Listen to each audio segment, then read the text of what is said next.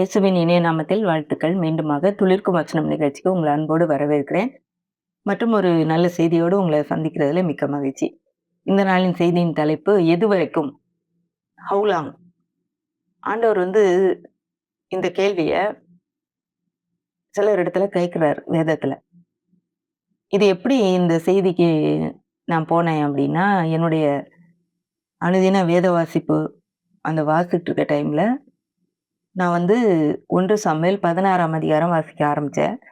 16ஆம் அதிகாரம் 1ஆம் வசனத்துல கர்த்தர் சாமுவேலை நோக்கி, இஸ்ரவேலின் மேல் ராஜாவாய் இராதபடிக்கு நான் புறக்கணித்து தள்ளின சவுலுக்காக நீ எந்த மட்டும் துக்கித்துக் கொண்டிருப்பாய்? How long you will mourn? நீ எவ்வளவு நாளைக்கு இப்படியே அழுதுகிட்டு, துக்கப்பட்டுட்டு, துக்கித்துக்கிட்டு இருப்ப? அப்படின்றாரு. இந்த வசனம் இந்த இடம் வந்தோடனே எனக்கு அப்படியே அங்கேயே நின்னுட்டேன். அதிலேயே நான் சில காரியங்கள யோசிச்சுக்கிட்டே இருந்தேன். ஆண்டவர் இன்னும் 2 இன்சிடென்ட்ஸ வேதத்துல காண்பித்தார். இந்த செய்திய ஆயத்தம் பண்றதுக்கு ஆண்டவர் உதவி செய்தார். அதாவது சில நேரத்துல நம்முடைய பழைய தோல்விகள், நம்முடைய தவறுகள், நம்முடைய குறைவு, கடந்த காலத்துல நடந்த ஏதோ குறைவான காரியம், இல்ல நம்முடைய இழப்பு, நஷ்டம், உறவுல ஏற்பட்ட விரிசல், இந்த மாரி காரியங்கள் எல்லாம் அதுல நம்ம பாதிக்கப்பட்டு அந்த இடத்திலே தங்கிட்டு அதுக்காகவே துக்கப்பட்டுட்டு இருக்கோம். எவ்வளவு நாள் தான் நீ எதுவரைக்கும் இதிலே தங்கி துக்கித்துக் கொண்டிருப்பாய்ன்னு ஆண்டவர் கேட்கிறாரு. இதுதான் இன்னைக்கு எனக்கு இந்த பகுதியிலிருந்து ஆண்டவர் சொல்லிக் கொடுத்த நான் எடுத்துக்கிட்ட ஒரு செயல்முறை. என்னன்னு பார்த்தீங்கன்னா, நம்மளுடைய பழைய தோல்விகளும், பழைய பாவங்களும், பழைய இழப்புகளும் நம்மள இப்ப கட்டுப்படுத்தி, நம்மள இன்னும் துக்கப்படுத்திக்கிட்டே இருக்கும்னா, நம்மள வைத்து ஆண்டவர் பெரிய காரியங்கள செய்ய முடியாது. இதுக்கு நம்ம பார்ப்போம். முதலாவது இது எந்த நிகழ்ச்சியிலன்னு பார்த்தீங்கன்னா, சவுல் ராஜாவாக இருக்கிறான். சாமுவேல் தான் அவன அபிஷேகம் பண்ணான். அப்போ சவுல்ட்ட சாமுவேல் சொல்றான், ஆண்டவர் சொல்றாரு, இஸ்ரவேல் மக்கள் எகிப்திலிருந்து வரும்போது, அமலேக்கியர் என்ற ஒரு ஜாதி ஜனங்கள் இவர்களுக்கு எதிரா வந்தாங்க. அவர்களுக்கு உதவல. அதனால நீ அந்த ஜாதிய அழிக்கணும் அப்படின்னு சொல்றாரு அப்படின்னு. உடனே இவன் சரின்னு சொல்லி மக்கள் எல்லாம் கூட்டிட்டு போய் அதே மாரி அழிக்கிறான். ஆனா அவனுக்கு சொல்லப்பட்ட கட்டளை என்னன்னா, அதுலேருந்து எதுவுமே எடுக்கக்கூடாது. எந்த ஒரு கொள்ளை பொருளோ, ஆடு, மாடு, ஜனங்களோ எதையும் எடுக்கக்கூடாதுன்னு சொன்னா, இவன் ஆடுகள், மாடுகள் நல்லா இல்லாததெல்லாம் அழிச்சிட்டு, நல்லா இருக்கிறது பெஸ்ட்டெல்லாம் அவன் எடுத்துக்கிட்டான். எடுத்து கொண்டு வர்றான். கொண்டு இங்க வரும்போது சாமுவேல் அவன பார்க்க போறான். அதுக்குள்ளேயே 2, 3 இடத்துக்கு போயிட்டு ஒரு இடத்துக்கு கில்கால் போயிட்டான் அப்படின்னு கேள்விப்பட்ட உடனே சாமுவேல் அங்க போறான். சவுல பார்த்த உடனே சவுல் சொல்றான், கர்த்தருடைய வார்த்தையை நான் நிறைவேற்றினேன். அவர் எனக்கு சொன்னாரு, என்ன சொன்னாரோ அத நான் செய்தேன் அப்படிங்கிறான். அதுக்கு 1 சாமுவேல் 15ஆம் அதிகாரம் 22ஆம் வசனத்துல சாமுவேல் சொல்றான், கர்த்தருடைய சத்தத்துக்கு கீழ்ப்படுகிறதை பார்க்கிலும் சர்வாங்க தகனங்களும் பலிகளும் கர்த்தருக்கு பிரியமா இருக்குமோ? இது என்னன்னா, நீ கீழ்ப்படிஞ்சேன்னு சொல்றியே, ஆனா ஆடு மாடுகள் சத்தம் எனக்கு கேட்குதே அப்படிங்கிறார். அதுக்கு சவுல் சொல்றான், ஜனங்கள் கர்த்தருக்கு பலியிடுறதுக்காக ஆடு மாடுகளை எடுத்துட்டு வந்தாங்க அப்படின்னு சொல்றான். அதுக்கு தான் சாமுவேல் சொல்றான், பலியை பார்க்கிலும் கீழ்ப்படிதலும் ஆட்டுக்கடாக்களின் நினத்தை பார்க்கிலும் செவி கொடுத்தலே உத்தமம். அடுத்தது 2 பண்ணுதல் பில்லி சூனிய பாவத்துக்கும் முரட்டாட்டம் பண்ணுதல் அவபக்திக்கும் விக்கிரக ஆராதனைக்கும் சரியா இருக்கிறது. எவ்வளவு ஒரு சீரியஸான காரியத்தை சொல்றாரு பாருங்களேன். கீழ்ப்படியாம போனானா அது ஒரு பில்லி சூனியம் பண்ற மாதிரி அவ்வளவு சீரியஸான பாவம். ஆண்டவருக்கு விரோதமான காரியங்களை அவர் சொன்னதை செய்யாம போனோம்னா அவபக்திக்கும் விக்கிரக ஆராதனைக்கும் சரியா இருக்கிறது. நீர் கர்த்தருடைய வார்த்தையை புறக்கணித்தபடியால் அவர் உம்மை ராஜாவாய் இராதபடிக்கு புறக்கணித்தார்ன்னு சொல்லிட்டு ரொம்ப துக்கத்தோட அவன் திரும்பி போயிடுறான். இந்த நிகழ்ச்சிக்கு பிறகு சாமுவேல் சவுல சந்திக்கல. இப்பதான் ஆண்டவர் பேசுறாரு, நீ எவ்வளவு நாள் தான் இப்படி உட்கார்ந்து அழுதுகிட்டு இருப்ப? எனக்கு ராஜாவா இராதபடி நான் புறக்கணித்து தள்ளின சவுலுக்காக நீ எவ்வளவு நாள் துக்கப்படுவ? இந்த ராஜாவை இவன் தான் முதலாவது ராஜாவாக அபிஷேகம் பண்ணான் இஸ்ரவேல் மக்களுக்காக. அவனை குறித்து இவனுக்கு ஒரு நல்ல ஒரு நம்பிக்கை இருந்தது. தேவனே இவனை குறித்து மனஸ்தாபப்படுகிறாரே, இப்படி ஒரு காரியம் நடந்துருச்சேன்னு சொல்லி, அவ்வளவுதான் இது முடிஞ்சு போச்சு, இனிமே ஒண்ணும் செய்ய முடியாது அப்படின்னு நினைச்சவன் துக்கப்பட்டுட்டு இருக்கான். ஆனா ஆண்டவர் அடுத்து சொல்றது பாருங்களேன், உன் கொம்பை தைலத்தால் நிரப்பி கொண்டு வா, பெத்லகேமியனாகிய ஈசாயினிடத்தில் உன்னை அனுப்புவேன். அவன் குமாரரில் ஒருவனை நான் ராஜாவாக தெரிந்து கொண்டேன் என்றார். இது முடிஞ்சு போதனால என்னுடைய பிளானே நின்னு போச்சுன்னு நெனைக்காத. நான் இன்னும் ஒரு பிளான் வச்சிருக்கேன். இத விட பெட்டரான பிளானு. பெத்லகேமுக்கு உன்னை அனுப்பு. அங்க ஈசாயின் குமாரரில் ஒருவனை நான் ராஜாவாக தேர்ந்தெடுத்தேன். இப்போ நமக்கும் இதே செய்தி தான் வருது. ஆண்டவருக்கு வேற திட்டங்கள் இருக்கு. நம்முடைய வாழ்வு முடிஞ்சிருச்சு. இதெல்லாம் இழந்து போயிட்டேன். என்னுடைய வாழ்க்கையில பெரிய நஷ்டம். எனக்கு அருமையானவங்கள இழக்க குடுத்துட்டேன். இனி செய்றதுக்கு எதுவுமே இல்ல. முடிஞ்சு போச்சு அப்படின்னு நம்ம நெனைக்கும்போது, ஆண்டவர் அதை காட்டிலும் ஒரு பெரிய காரியங்கள நம்மிடத்தின் மூலமாக ஆரம்பிக்கிறதுக்கு ரெடியா இருக்கிறாரு. பெரிய திட்டத்துக்கு நேராக நம்மை நடத்த அவர் ரெடியா இருக்கிறாரு. அவருடைய அவர் வந்து நம்மள வச்சு அவர் வச்சிருந்த திட்டத்த கைவிட்டுறல. அவ்வளவுதான் போச்சு. இவ வந்து இதுல மோசமா நடந்துட்டா. இனிமே வந்து இவள யூஸ் பண்ணவே முடியாதுன்னு போடுறதில்ல. அவர் வேற திட்டம் வச்சிருக்காரு. அவருடைய அகராதியில இதுக்கு மேல ஒண்ணும் செய்ய முடியாது அப்படிங்கிறது கிடையவே கிடையாதுங்கிறத நம்ம புரிஞ்சுக்கணும். இப்போ சாமுவேல் கேட்கிறான், அதற்கு சாமுவேல் நான் எப்படி போவேன்? சவுல் இதை கேள்விப்பட்டால் என்னை கொன்று போடுவானே என்றான். அதற்கு கர்த்தர், ஒரு காளையை கையோடே கொண்டு போய் கர்த்தருக்கு பலியிட வந்தேன் என்று சொல்லி, ஈசாயை பலிவிருந்துக்கு அழைப்பாயாக. அப்பொழுது நீ செய்ய வேண்டியதை நான் உனக்கு அறிவிப்பேன். நான் உனக்கு சொல்லுகிறவனை எனக்காக அபிஷேகம் பண்ணுவாயாக. இப்ப சொல்றான், ஐயையோ! நான் போறது தெரிஞ்சதுன்னா சவுல் ராஜா ஏற்கனவே இருக்கிறான். எனக்கு பதிலா இவன் ஏதோ ஒரு இன்னொரு ராஜாவ அபிஷேகம் பண்ண போறேன்னு தெரிஞ்சா என்னை கொன்றுவானே! அப்படின்னு சொல்லும்போது ஆண்டவர் சொல்றாரு, ஒரு ஐடியா கூட குடுக்குறாரு. ஒரு காளைய எடுத்துட்டு போ. பலியிடு அந்த ஊருக்கு வந்த மாரி வந்தேன்னு சொல்லு. ஈசாயையும் அவனுடைய குமாரனையும் பலி விருந்துக்கு அழ. அப்போ நான் வந்து உனக்கு யாருன்னு அவனுக்கு காட்டுவேன். அப்போ நம்ம வந்து நம்முடைய துக்கங்களிலே, நம்முடைய இழப்புகளிலே, நம்முடைய நஷ்டங்களிலே, நம்முடைய பாவம் கடந்த காலங்கள்ல நம்ம செய்த தவறுகளிலே கிடக்கும்போது, ஆண்டவர் இதே கேள்விய தான் நம்மிடத்துல கேட்கிறாரு. எதுவரைக்கும் இப்படி துக்கித்துக் கொண்டே இருப்பீங்க? ஐயோ! நான் அப்படி தப்பு பண்ணிட்டேனே! ஐயோ! நான் அப்படி பண்ணிட்டேனே! இப்படி நடந்து போச்சே! அப்படின்னு சொல்லி எவ்வளவு நாள் வரைக்கும் நீங்க துக்கப்பட்டுக்கிட்டு இருப்பீங்க? அந்த துக்கத்த விட்டு நம்ம எழும்புனா தான் ஆண்டவர் நம்மை பயன்படுத்த முடியும். இல்லை என்றால் நாம் ஆண்டவருக்கு எந்த விதத்திலும் பயனளிக்க முடியாது. நம்முடைய வாழ்க்கையும் ஒரு ஆசீர்வாதமான வாழ்க்கையாக இருக்க முடியாது. இதுதான் ஒரு முதலாவது எந்த மட்டும் அப்படிங்கிறதுக்கு எந்த மட்டும் நீ துக்கித்துக் கொண்டிருப்பாய். அப்போ துக்கத்திலே நம்ம கிடக்க வேண்டிய அவசியம் இல்ல. அப்போ நம்ம ஏதோ ஒண்ணு இழந்துட்டோம்னா துக்கப்பட வேண்டியதுதான். அது உண்மையாவே சில காலம் ஆகுது அதுலேருந்து நம்ம வெளிவர்றதுக்கு. ஆனா அதிலேயே தங்கி விட வேண்டும் என்று நீங்க நினைச்சிராதீங்க. என் வாழ்க்கை முழுக்க அப்படியே தான் போணும்னு நினைக்காதீங்க. ஆண்டவர் உங்களுக்காக ஒரு புதிய வாழ்க்கைய வைத்திருக்கிறார். உங்களுக்காக ஒரு புதிய திட்டங்கள வச்சிருக்கிறாரு. அந்த வழியில தைரியமா கால் எடுத்து வைக்கிறதுக்கு ரெடியாகுங்க. அடுத்தது பார்த்தீங்கன்னா, இன்னொரு எதுவரைக்கும் அப்படிங்கிறது என்னன்னு பார்த்தீங்கன்னா, வாசிக்கிறேன். எதுவரைக்கும் 2 நினைவுகளினால் குந்தி குந்தி நடப்பாய். இப்போ 2 நினைவுகளினால். இதையும் யோசிக்கிறது, அதையும் யோசிக்கிறது. சில நேரத்துல கிறிஸ்தவர்களாகிய நாம், விசுவாசிகள்ன்னு சொல்ற நாம், அவிசுவாசிகளுக்கும் நமக்கும் வித்தியாசம் இல்லாம நடக்கிறோம். விசுவாசிகளோடு சேரும்போது, ஆமா கர்த்தர் சொன்னது எனக்கு நடக்கும், இப்படிதான் அப்படின்னு சொல்லி பேசுறோம். அடுத்த நேரமே அவிசுவாசமான வார்த்தைகள பேசுகிற கூட்டத்தோடு இருந்தோம்னா, நமக்கும் அவர்களுக்கும் எந்த வித்தியாசமும் இல்ல. இதையும் செய்வேன், அதையும் விட மாட்டேன் அப்படின்னு இருந்தோம்னா, நம்மளால எந்த ஒரு பயனும் இல்லை. நமக்கும் அவர்களுக்கும் எந்த வேறுபாடும் இல்லாம இருந்ததுன்னா, 2 நினைவுகளினால் நாம் குந்தி குந்தி நடக்கிறோம். இது எந்த இடத்துல வருதுன்னா, எலியா தீர்க்கதரிசி ஆகாப் ராஜாவ பார்த்து சொல்றான், "நீ வந்து என்னுடைய வார்த்தையினாலே இல்லாமல் இந்த நாட்ல மழை பெய்யாது." அப்படின்னு சொல்லிட்டு போயிடுறான். கொஞ்ச நாளு ஆண்டவர் கேரித் ஆற்றங்கரையில அவன வைத்து அவனுக்கு போஷிக்கிறாரு. அவன போஷிக்கிறாரு. அதுக்கு பிறகு சாரிபாத் விதவைட்ட போயிடுறான். அங்க பார்த்தீங்கன்னா, அந்த விதவை கிட்ட 3 வருஷம் 6 மாசம் அங்க இருந்தான்னு சொல்லி வேதம் சொல்லுது. அங்க இருந்து ஆண்டவர் திரும்ப நீ போய் ஆகாபுக்கு உன்னை காண்பின்னு சொல்றாரு. திரும்ப வந்து ஆகாப்ட்ட வந்து பேசுறான். ஆகாப்ட்ட சொல்றான். ஆகாப் பார்த்த உடனே நீ தானே இஸ்ரவேலை கலங்க பண்ணினவன்னு எலியாட்ட சொல்றான். இவன் சொல்றான், நீயும் உன்னுடைய வீட்டாரும் தான் இஸ்ரவேல கலங்க பண்ணவங்க. இன்னைக்கு வந்து கர்த்தர் தெய்வமா, பாகால் தெய்வமான்னு நம்ம இது பண்ண போறோம். எல்லாரும் பாகாலுடைய தீர்க்கதரிசிகள் மக்கள் எல்லாரையும் நீ கர்மேல் பர்வதத்துக்கு கூட்டு, நானும் அங்க வருவேன். இன்றைக்கு இந்த சவால்ல யார் ஜெயிக்கிறாங்களோ அவங்க தான் உண்மையான தெய்வம். அப்படின்னு சொல்லி ஒரு சேலஞ்சு ஆகாவுக்கு குடுக்குறான். அப்படியே ஆகாப் இது 1 ராஜாக்கள் 18ஆம் அதிகாரம் 20ஆம் வசனத்துல இருக்கு. அப்படியே ஆகாப் இஸ்ரவேல் புத்திரர் எல்லாரிடத்திலும் ஆட்களை அனுப்பி கர்மேல் பர்வதத்திலே அந்த தீர்க்கதரிசிகளை கூடி வரும்படி செய்தான். அப்பொழுது எலியா சகல ஜனத்தண்டைக்கும் வந்து நீங்கள் எந்த மட்டும் 2 நினைவுகளால் குந்தி குந்தி நடப்பீர்கள். கர்த்தர் தெய்வமானால் அவரை பின்பற்றுங்கள். பாகால் தெய்வமானால் அவனை பின்பற்றுங்கள் என்றான். ஜனங்கள் பிரதியுத்தரமாக ஒன்றும் சொல்லவில்லை. இப்ப இவன் கேட்கிறான், எந்த மட்டும் 2 நினைவுகளினால் குந்தி குந்தி நடப்பீர்கள்.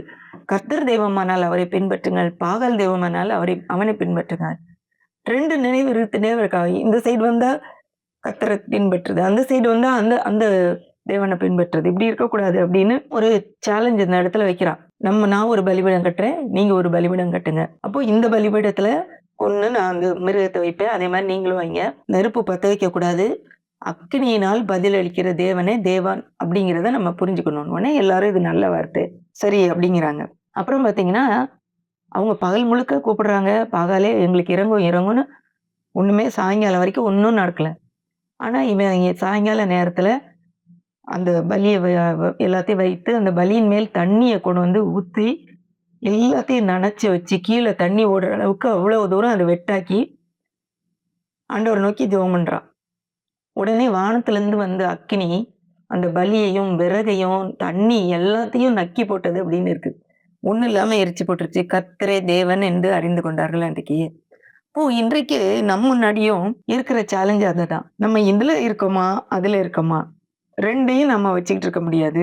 இதுல பாருங்களேன் 2 கொரிந்தியர் 6ஆம் அதிகாரம் 14ஆம் வசனம். அந்நிய நுகத்திலே அவிசுவாசிகளோடு பிணைக்கப்படாது இருப்பீர்களாக. நீதிக்கும் அநீதிக்கும் சம்பந்தம் ஏது? ஒளிக்கும் இருளுக்கும் ஐக்கியம் ஏது? கிறிஸ்துவுக்கும் பேலியாளுக்கும் இசைவேது? அவிசுவாசியுடனே விசுவாசிக்கு பங்கேது? 2 கொரிந்தியர் 6:17 வாசிக்கிறேன். ஆனபடியால் நீங்கள் அவர்கள் நடுவிலிருந்து புறப்பட்டு பிரிந்து போய் அசுத்தமானதை தொடாதிருங்கள் என்று கர்த்தர் சொல்கிறார். அப்போ இங்கேயும் அதாவது ஒரு மீனை சொல்லுவாங்க, விலாங்கு மீன். பாம்புக்கு வந்து வாலை காட்டுமா, பாம்புக்கு தலையை காட்டும், மீனுக்கு வாலை காட்டுமா. அப்போ பாம்பு மாதிரி இருந்துக்கணும், மீன் மாதிரி இருந்துக்கணும். ஆனா அப்படி இருந்தோம்னா ஆண்டவர் சொல்றாரு வெளிப்படுத்தல் 3:16, இப்படி நீ குளிரும் இன்றி அனலும் இன்றி வெதுவெதுப்பாய் இருக்கிறபடியால் உன்னை என் வாயினின்று வாந்தி பண்ணி போடுவேன். அப்போ ஒண்ணு குளிரா இருந்துரு, இது வேண்டவே வேண்டாம், நான் என் வழியா போறேன்னு போயிரு. இல்ல ஆண்டவருக்காக நல்லா அனல் உள்ள ஒரு நபராக இரு அப்படின்னு சொல்லி இந்த வசனத்துல வருது. அப்போ 2யும் நம்ம வச்சுக்கிட்டு இருக்க முடியாது. லோத்தின் மனைவி அப்படிதான் செஞ்சா. அவளை காப்பாத்தி கொண்டு வந்து வெளியே விட்டாரு அந்த தேவதூதன்.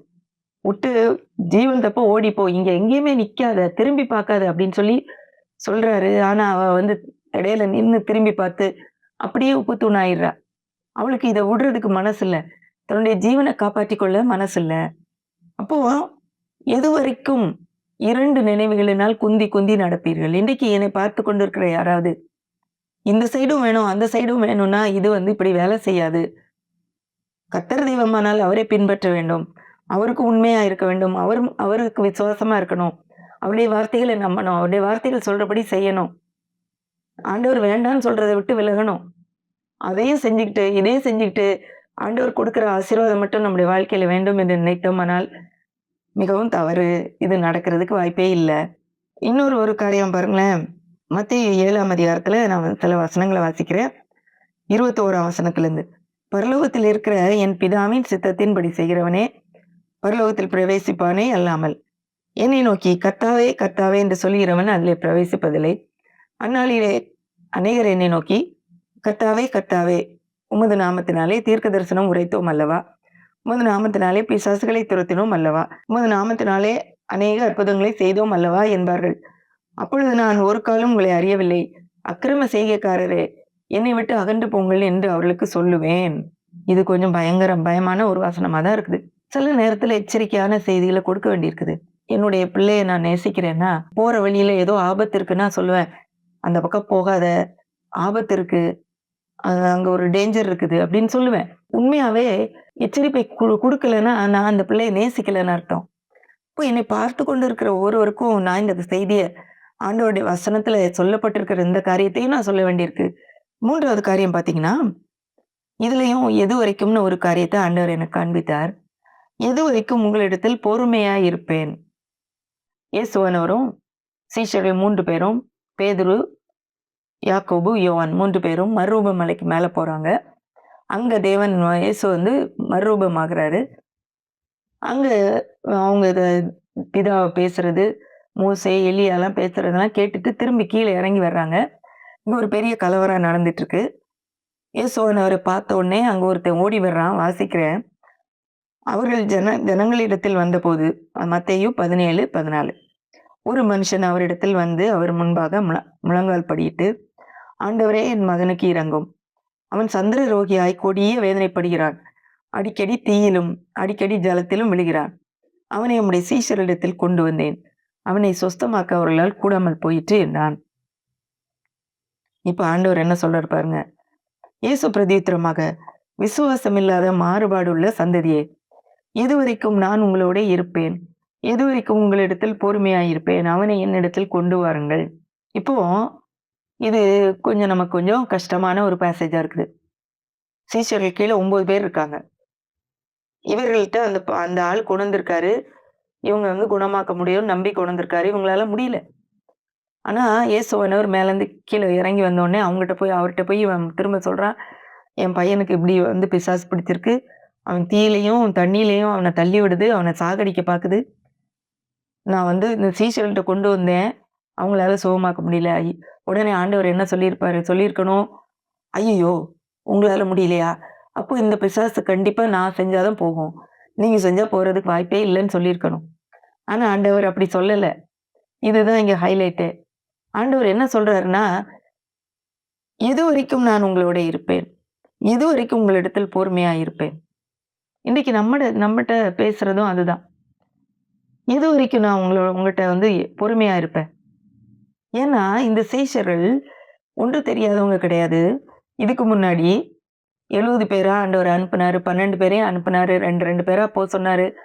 வியாதியஸ்தலை குணமாக்குங்கள், மரித்தோரை எழுப்புங்கள், குஷ்டரோகிகளை சுத்தமாக்குங்கள், இலவசமாய் பெற்றீர்கள் இலவசமா கொடுங்கள்ன்னு சொல்லி அவங்கள அனுப்புறாரு. எல்லாம் போயிட்டு பிசாசுகள் கூட எங்களுக்கு கீழ்ப்படிதுன்னு சொல்லி ஆண்டவர்ட்ட சொன்னாங்க. இதே சீஷர்கள் தான். அவங்களால இப்ப முடியல. இப்போ உடனே என்ன நடக்குது? 18ஆம் வசனத்திலிருந்து வாசிக்கிறேன். மத்தேயு 17:18. இயேசு பிசாசை அதட்டினார். உடனே அது அவனை விட்டு புறப்பட்டது. அந்நேரமே அந்த இளைஞன் சொஸ்தமானான். அப்பொழுது சீஷர்கள் இயேசுவினிடத்தில் தனித்து அதை துரத்திவிட எங்களால் ஏன் கூடாமல் போயிற்று என்று கேட்டார்கள். இயேசு ஒண்ணும் செய்யல. என்னால தப்பா முடியும். நீங்கலாம் தள்ளிக்கோங்க. உங்களுக்கு இது தெரியாது. இது பெரிய பிசாசுன்னு சொல்லல. அவர் பிசாச அதட்டுறாரு. அது போயிருச்சு. ஒண்ணுமே ஸ்பெஷலா வேற எதுவும் செய்யல. உடனே அவன் சோகமாயிட்டான். இங்க சீஷர்கள் இவங்க தனியா இருக்கும்போது இயேசுவிடத்துல கேட்கறாங்க. ஆண்டவரே ஏன் எங்களால முடியல? இவங்க உண்மையாவே இதுக்கு முன்னாடி பிசாச துரத்துனவங்க இல்லன்னா இந்த கேள்விய கேட்டிருக்கவே மாட்டாங்க.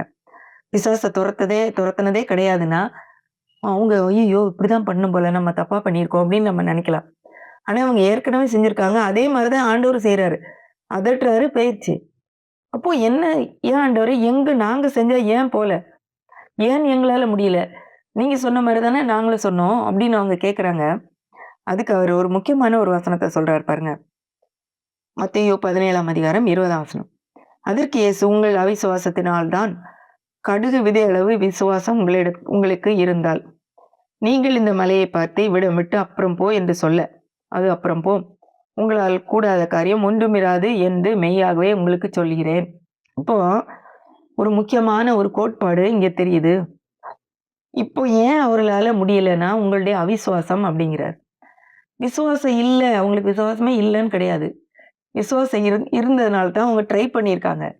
விசுவாசமே சுத்தமா இல்லன்னா, கண்டிப்பா அவங்களால அந்த பிசாச விரட்டியிருக்க முடியாது. ஆனா இதே பகுதி மார்க்லயும், லூக்காவிலும் கொடுக்கப்பட்டிருக்கு. அதுல போய் பார்த்தோம்னா, இந்த இவன் கீழ விழுந்து நுரை தள்ளி புரண்டான் அப்படின்னு வருது. இப்ப இந்த சீஷர்கள் விரட்டும்போது, கண்டிப்பாக இப்படி ஏதோ அவன் செஞ்சிருக்குது. பிசாசு அவன அலக்கழிச்ச உடனே சீஷர்கள் அத பார்த்து பயந்து, ஐயையோ! நம்ம செஞ்சது, நம்ம விரட்டுனது வேலை செய்யல. எதிர்மறையா வேலை செய்யுதுன்னு பயந்துட்டாங்க. இயேசுவானவர்ட்ட வரும்போதும் அதே மாரி தான் பண்ணுச்சு. ஆனா, இயேசுவானவர் தொடர்ந்து அந்த அந்த இருக்கிற சூழ்நிலையினாலே அவர் அசைக்கப்படல. பார்த்து விட்டுருக்கிற இடத்துல இருக்கிற அந்த பிரச்சனையினால அவர் அசைக்கப்படல. ஐயோ! இந்த பையனுக்கு இன்னும் கொஞ்சம் பிரச்சனை வந்துருச்சேன்னு அவர் நினைக்கல. பிசாசே நீ வெளிய போக வேண்டியவன், இங்க இருக்க வேண்டியவன் கிடையாது. போ வெளியேன்னு சொல்லி அவன விரட்டுறதுல தான் அவர் குறியா இருந்தாரு. அப்போ இவங்களுக்குள்ளயே அந்த அவிசுவாசம் வந்துருச்சு.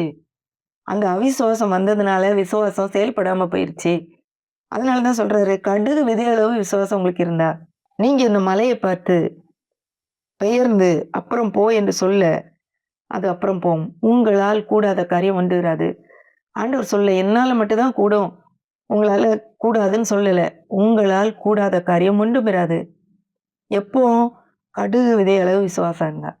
அப்போ கடுகு விதை அளவு விசுவாசமும், அவிசுவாசமும் உங்களுக்கு இருந்திருக்கு. விசுவாசம் இருந்திருக்கு. அதோட இந்த பார்த்த உடனே அவங்களுக்கு அவிசுவாசம் நெறைய வந்துருச்சு. விசுவாசம் வேலை செய்யல. இதுதான் பிரச்சனை. இப்போ இந்த நம்ம சூழ்நிலையினாலே நம்முடைய விசுவாசம் பாதிக்கப்படக்கூடாது. எதிரடி நம்ம ஜெபிக்கும்போது, இல்ல இயேசுவின் நாமத்தில இது வெளியேறட்டும். இயேசுவின் நாமத்தில சரியாகட்டும். இந்த வியாதியே இயேசுவின் நாமத்தில வெளிய போ. வலியே வெளிய போ. இந்த பிரச்சனையே வெளிய போன்னு சொல்லி நம்ம மலைய பார்த்து பேசுற மாரி பேசி, அது இன்னும் ஜாஸ்தியாகுற மாரி தெரிஞ்சதுன்னா, நம்ம நெனைக்கணும், கண்டிப்பாக இது போக போகுது வெளிய. அதனால தான் இப்படி பிரச்சனைய இன்னும் அதிகமாக்குது அப்படின்றத நம்ம தெரிஞ்சுட்டு, இன்னும் அதுல உறுதியா நிக்கணும். அவிசுவாசத்தினாலே கீழ போயிறக்கூடாது. இப்போ நமக்கு பெரிய மலை ஆண்டவர் சொல்றாரு, இம்பாசிபிள் சிச்சுவேஷன சொல்றாரு. மலை பெயர்ந்து போகுமா? இன்னொரு இடத்துல இதே மாரி ஒரு வசனத்த சொல்லும்போது, "காட்டத்தி மரத்தை பார்த்து நீ வேரோட பிடுங்கி சமுத்திரத்திலே நடப்படுன்னு சொன்னாலே நடக்கும்" அப்படின்னு. இதெல்லாம் நடக்கிறதுக்கு வாய்ப்பே இல்ல அப்படிங்கிற ஒரு சூழ்நிலையில நீங்க இருந்தாலும், நீங்க விசுவாசத்தோட பேசும்போது கண்டிப்பா நடக்குங்கிறாரு. இப்போ ஆண்டவருக்கு எதுவரைக்கும் உங்கள்ட்ட பொறுமையா இருப்பேன்னு ஏன் சொல்றாரு? விசுவாசம் இல்லை என்பது அவருக்கு வேதனை குடுக்குது. ஏன்னா ஒரு வசனம் நமக்கு தெரியும். எபிரேயர் 11:6 விசுவாசம் இல்லாமல் தேவனுக்கு பிரியமாயிருப்பது கூடாத காரியம். ஏனென்றால் தேவனிடத்தில் சேருகிறவன் அவர் உண்டென்னும், அவர் தம்மை தேடுகிறவர்களுக்கு பலன் அளிக்கிறவர் என்று விசுவாசிக்க வேண்டியதுல விசுவாசம் இல்லன்னா நம்ம பிரியமா இருக்கவே முடியாது. ஐயய்யோ! இப்படி ஆயிருமோ? அப்படி ஆயிருமோ? பார்த்தா இப்படி இருக்குதே! இந்த வியாதி மாரி இருக்குதே! இது அப்படியே நிரந்தரமாயிருமோ? இந்த சூழ்நிலை மாறவே மாறாதோ? அப்படின்னோன நமக்கு விசுவாசம் இல்ல. இந்த விசுவாசம் இல்லாமல் தேவனிடத்துல பிரியமாய் இருக்க முடியாது. ஏன்னா, தேவனிடத்தில் வரும்போது அவர் இருக்கிறார்ன்றத நம்பணும். இன்னொன்னு 2வது ரொம்ப முக்கியம். அவரிடத்தில் வருகிறவர்களுக்கு பலன் கொடுக்கிறவர்ன்றதையும் நம்ப வேண்டும். ஒரு காரியம் நமக்கு தெரியும். எபேசியர் 2ஆம் அதிகாரம் 8ஆம் வசனத்துல நம்ம எப்படி ரட்சிக்கப்பட்டோம்? கிருபையினாலே விசுவாசத்தை கொண்டு ரட்சிக்கப்பட்டோம். நம்ம ரட்சிக்கப்பட்டதே விசுவாசத்தை கொண்டு தான் ரட்சிக்கப்பட்டிருக்கிறோம். நம்முடைய செயல்னாலே ரட்சிக்கப்படல. ஆண்டவர் கிருபையாக ரட்சிப்பை நமக்காக சம்பாதித்து கொடுக்கிறார். நம்ம விசுவாசத்தினாலே அந்த கையை ஏந்தி வாங்குறோம். இது 2மே தேவை. ஆண்டவருடைய பங்கும், நம்முடைய பங்கும் தேவை. இப்போ கிருபையினாலே விசுவாசத்தை கொண்டு ரட்சிக்கப்படுகிறோம். இந்த 2ம் சேரும்போது தான் ரட்சிப்பு நடக்குது. அப்போ நம்முடைய பங்கு என்ன? விசுவாசம். விசுவாசத்தோடு இருப்பது, விசுவாசத்தோடு பேசுவது. விசுவாசம் இல்லாம இருக்கிறது ஆண்டவருக்கு பொறுமையா எதுவரைக்கும் உங்களிடத்துல பொறுமையா இருப்பேன் அப்படிங்கிறாரு. நம்மள பார்த்து கூட அதான் பேசிட்டு இருக்காரு ஆண்டவரு. எத்தன வருஷம் கிறிஸ்தவங்களா இருக்கிறோம் நம்ம. எத்தன செய்திய கேட்டுட்டோம். எத்தன காரியங்கள நம்ம பார்த்துட்டோம். எத்தனையோ வசனங்கள் நமக்கு தெரியுமே. ஆனா இன்னுமே நம்ம அவிசுவாசத்தோட இருக்கிறோம்னா, நம்மை பார்த்து அதத்தான் கேட்கிறாரு. எதுவரைக்கும் உங்களிடத்துல நான் பொறுமையா இருப்பேன் அப்படின்னு சொல்லி. நம்ம எழுந்து செயல்படுற நேரம் இது. அடுத்தது இந்த விசுவாசம் எப்படி வரும் அப்படிங்கிறதுக்கு ரோமர் 10:17 ஆதலால் விசுவாசம் கேள்வியினாலே வரும். கேள்வி தேவனுடைய வசனத்தினாலே வரும். இந்த கேள்வின்னோனே நம்ம நினைக்கிறோம் கொஸ்டின்னு சொல்லி. இது கொஸ்டின குறிக்கல. Faith comes by hearing. அதாவது கேட்கிறதுனாலே வரும். என்னத்த கேட்கிறது? அடுத்து வருது கேள்வி தேவனுடைய வசனத்தினாலே வரும். Hearing by the word of God. தேவனுடைய வார்த்தையை தொடர்ந்து கேட்பதினாலே வரும். என்னைக்கோ ஒரு நாள் அதை கேட்டு நான் ரட்சிக்கப்பட்டுட்டு அதோட அவ்வளவுதான் இல்ல. தினந்தோறும் நம்முடைய வாழ்க்கைக்கு அது தேவையா இருக்கிறது. அதை நாம் தினந்தோறும் கேட்டு கேட்டு கேட்டு நடக்கும்போதுதான் விசுவாசம் வரும். அப்பதான் பேச முடியும். இந்த வசனத்தை எதுக்கு நம்ம சும்மா இருக்க நேரம்லாம் அதை தியானிச்சுட்டே இருக்கணும். இரவும் பகலும் வேதத்துல தியானமா இருக்கணும்னு போட்டிருக்கேன். எதுக்கு? ஒரு சூழ்நிலை வரும்போது அப்பதான் விசுவாசத்தினாலே பேச முடியும். இல்லைன்னா அந்த வசனம் நமக்குள்ள இல்லைங்கும்போது விசுவாசமே இல்லாம போயிரும். அது அப்படி இருக்குதுன்னே நமக்கு தெரியாது. ஒரு விடுதலை இருக்குன்னே நமக்கு தெரியாது. அப்போ இந்த விசுவாசம் கேட்கிறதுனாலே வரும். எதை கேட்கிறதுனாலே தேவனுடைய வார்த்தையை வசனத்தை கேட்பதனாலே வரும். அடுத்து இன்னொரு வசனம் 2 கொரிந்தியர் 5ஆம் அதிகாரம் 6ஆம் வசனம். நாம் தரிசித்து நடவாமல் விசுவாசத்தில் நடக்கிறோம். அப்ப நம்ம கிறிஸ்தவர்கள எல்லாருக்கும் இந்த இந்த வசனம் தெரியும். ஆனா நான் நினைச்சுக்கிட்டேன் இந்த தரிசித்து நடக்கிறது அப்படின்னா ஏதோ தரிசனம் பார்த்து, விஷன பார்த்து நடக்கிறது. அப்படி இல்ல. சைட் அதாவது பார்த்து நடக்கிறவங்க கிடையாது நம்ம. விசுவாசித்து நடக்கிறவங்க. அப்போ நம்ம இந்த உலகத்திலே வாழ்வதற்கு 5 உணர்வுகள், நம்ம உணர்ச்சிகள் நமக்கு குடுத்துருக்காங்க ஆண்டவர். பார்த்தல், கேட்டல், நுகர்தல் அந்த மாரி நெறையா இருக்கு. இப்ப இன்னொரு ஒரு ஆவிக்குரிய ஒரு உணர்ச்சியும் ஆண்டவர் கொடுத்திருக்கிறாரு. விசுவாசம் என்கிற உணர்வு. இது நம்ம பார்த்து நடக்க வேண்டியதில்ல. ஒருவேளை பார்க்கும்போது சூழ்நிலைலாம் எதிராக இருந்தாலும், நம்முடைய விசுவாசத்தினால் நாம் நடக்க முடியும். ஆண்டவர் வசனம் சொல்லியிருக்குது. அவருடைய தழும்புகளால் குணமானேன்னு. இந்த சூழ்நிலை, இந்த சிம்ப்டம் எனக்கு இருக்கிறதுனால, ஒருவேளை இது அப்படின்னு நான் நம்ப மாட்டேன். இது எனக்கு நிரந்தரம்னு நம்ப மாட்டேன். அவருடைய தழும்புகளால் நான் குணமானேன் அப்படிங்கிறது 2000 வருஷத்துக்கு முன்னாடி அவர் எனக்காக பரிகாரம் செலுத்தினதின் விளைவாக இருக்கிறது. அது இப்பொழுது எனக்கு என்னுடைய வாழ்க்கையிலே நடக்குதுன்னு சொல்லி நான் விசுவாசித்து நடக்க வேண்டும். இப்படிதான் ஒவ்வொரு சூழ்நிலைக்கும் நமக்கு எதிரடையா வருகிற ஒவ்வொரு சூழ்நிலைக்கும் நாம் பார்த்து நடக்காம விசுவாசித்து நடக்கணும். அப்பதான் நம்ம ஆண்டவருக்கு பிரியமா இருக்க முடியும். விசுவாசம் இல்லாமல் தேவனுக்கு பிரியமா இருக்க முடியாது. விசுவாசத்தினால் வராத யாவும் பாவமே. நம்ம கிறிஸ்தவர்களுக்கு நெறைய அது பாவம், இது பாவம்ன்னு சொல்றது நமக்கு நெறைய தெரியும். ஐயய்யோ! அப்படி செஞ்சா பாவம், இப்படி செஞ்சா பாவம். இன்றைக்கு வசனத்த ரொம்ப நேரம் வாசிக்கல. நேர்முழங்கால்ல நின்னு ஜெபம் பண்ணல. அதனால எனக்கு பாவம் ஆண்டவர் இத செய்ய மாட்டாரு. அப்படி வசனத்துல எங்கேயுமே குடுக்கப்படல. ஆனா, விசுவாசத்தினால் வராத யாவும் பாவம்னு போட்டிருக்கு. இப்ப எத்தன பேர் இதுல தவறுறோம்? எத்தன காரியங்கள அவிசுவாசப்படுறோம்? இது நடக்குமா? நடக்காதா? இது எனக்கு சுகமாகுமா? ஆகாதா? என் பிள்ளைங்க உள்ள வாழ்க்கையில ஒரு நல்லது நடக்குமா? நடக்காதா? என் பிள்ளைங்க ஆண்டவருக்காக வாழ்வாங்களா? வாழ மாட்டாங்களா? என்னுடைய எதிர்காலம் என்ன ஆக போகுதோ? இப்படிலாம் நடக்கிறோமே! அப்ப நம்ம என்ன செய்றோம்? விசுவாசித்து நடக்கல, தரிசித்து நடக்கிறோம், பார்த்து நடக்கிறோம். ஆனா நம்முடைய வாழ்க்கை எப்படி இருக்க வேண்டும்? நாம் தரிசித்து நடவாமல் விசுவாசித்து நடக்க வேண்டும். பார்த்து நடக்கிறதில்ல, விசுவாசித்து நடக்க வேண்டும். அப்போ நம்ம விசுவாசித்து நடக்கும்போது தான் தேவனுக்கு நம்ம பிரியமா இருக்கிறோம். அப்பதான் நம் சொல்வதெல்லாம் நடக்கும். எதுவரைக்கும் உங்கட்ட நான் பொறுமையா இருப்பேன்னு ஆண்டவர் சொல்ல மாட்டாரு. அப்போ ஆண்டவர் சில காரியங்களை இன்றைக்கு நமக்கு எனக்கு நினைப்பூட்டினாரு. அதே நான் உங்கட்ட பேசிட்டு இருக்கேன். அதாவது எதுவரைக்கும் துக்கத்திலே நீங்க இருப்பீங்கன்னு ஆண்டவர் கேட்டாரு முதல்ல. ஒருவேள எவ்வளவு கஷ்டமான சூழ்நிலையாவே இருக்கட்டுமே! எனக்கு எல்லாமே முடிஞ்சு போச்சுன்ற சூழ்நிலையில நீங்க என்ன பார்த்து கொண்டிருந்தா கூட, ஆண்டவருக்கு அது முடிஞ்சு போகலங்க. இது ஒரு புது அத்தியாயத்தின் துவக்கமாக அவர் எடுத்துக்கொள்ள முடியும். ஆனா நம்ம த சாமுவேலுக்கு சொன்ன மாரி, "உன்னுடைய கொம்பை எண்ணெயினால் நிரப்பி கொண்டு போ. அங்க நான் வேற ஆள வச்சிருக்கேன்" அப்படிங்கிறாரு. அந்த மாரி உங்களுக்கு ஒரு வேற வேற லைன் வச்சிருக்காரு. வேற ஒரு ரூட் வச்சிருக்காரு. உங்கள அதுல நடத்துவாரு. அதனால அந்த துக்கத்திலே உட்கார்ந்திருக்காதீங்க. நீங்க துக்கத்திலே அப்படியே இருந்தீங்கன்னா, ஆண்டவருக்கு உங்களால பயன் இல்லை. உங்களுக்கும் மகிழ்ச்சி இருக்காது. உங்களை சுற்றிலும் உள்ளவர்களுக்கும் எந்த ஒரு பயனும் இல்லை. அடுத்தது பார்த்தோம். எதுவரைக்கும் 2 நினைவுகளினால் குந்தி குந்தி நடப்பீர்கள்ன்னு சொல்லி எலியா கேட்டத நம்ம பார்த்தோம். ஆண்டவர பின்பற்றணும்னா ஆண்டவர பின்பற்றணும். இல்லன்னா இல்ல. 2க்கும் நடுவுல ஒரு பாதையே கிடையாது. இதுவும் வேணும், அதுவும் வேணும்னு இருக்கவே முடியாது வாழ்க்கையில. இப்படி 2ம் இருந்தா அது ஒரு டேஞ்சரஸ் பிளேஸ் அப்படின்னு நான் சொன்னேன். ஒரு ஆபத்தான காரியம். அனலும் இல்லாம, குளிரும் இல்லாம இருந்தீன்னா, வாந்தி பண்ணி போடுவேன்றாரு. அப்போ இப்படிப்பட்ட ஒரு முக்கியமான ஒரு எச்சரிப்பான ஒரு காரியத்தையே ஆண்டவர் சொல்றார். 2 நினைவுகளினால் நாம் குந்தி குந்தி நடக்கக்கூடாது. எதுவரைக்கும் அப்படியே நடந்துட்டு இருப்பீங்க. எதையாவது ஒண்ண சூஸ் பண்ணுங்கன்னு இன்னைக்கு ஆண்டவர் உங்கள பார்த்து சொல்றாரு. அடுத்தது எதுவரைக்கும் உங்களிடத்துல பொறுமையா இருப்பேன்? விசுவாசம் இல்லாத மாறுபாடான சந்ததியே எதுவரைக்கும் உங்களிடத்துல பொறுமையா இருப்பேன்றாரு. அப்போ ஒருவேள என்னை பார்த்து கொண்டிருக்கிற யாராவது இந்த 3ல ஏதாவது ஒண்ணுல அப்படியே தங்கி இருந்தீங்கன்னா, இன்னைக்கு ஆண்டவர் உங்கட்ட தான் பேசிட்டு இருக்காரு. உங்களுடைய துக்கத்தை மாற்றுறதுக்கு அவர் ஆயத்தமா இருக்கிறாரு. உங்களிடத்த ஏதாவது ஒண்ணு தெரிந்து கொள்ளுங்கன்னு சொல்றாரு. அல்லது நீங்க எதுவரைக்கும் உங்கட்ட பொறுமையா இருப்பேன். இன்னும் ஏன் உங்களுக்கு விசுவாசம் இல்ல? அப்படின்னு சொல்லி ஆண்டவர் ஒரு நம்மிடத்துல ஒரு பொறுமை இல்லையே! எப்படி இருக்கு உங்கட்ட எவ்வளவு நாள் தான் நான் சொல்றது? அப்படின்ற மாரி ஆண்டவருக்காக எவ்வளவோ வருஷம் நடந்த ஒரு சூழ்நிலையில இருந்தா கூட, இன்னும் நம்ம அதே நிலைமையில இருந்தோம்னா, ஆண்டவர் அப்படிதான் நம்மட்டயும் பேசுறாரு. இன்றைக்கு கர்த்தர் உங்கள மேன்மையான இடத்துக்கு கொண்டு போறதுக்கு ரெடியா இருக்கிறார். உங்களுடைய விசுவாசம் வேலை செய்றதுக்கு, உங்கள ஊக்குவிக்கிறதுக்கு ரெடியா இருக்கிறாரு. அதே மாரி ஒரு காரியத்த தேர்ந்தெடுங்க. அவருக்காக அனலா இருப்பதை தெரிந்து கொள்ளுங்க.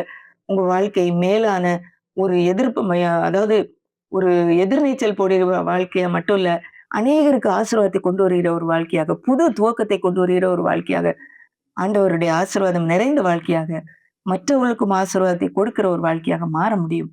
கர்த்தர் உங்களை ஆசீர்வதிப்பாராக. ஆமென்.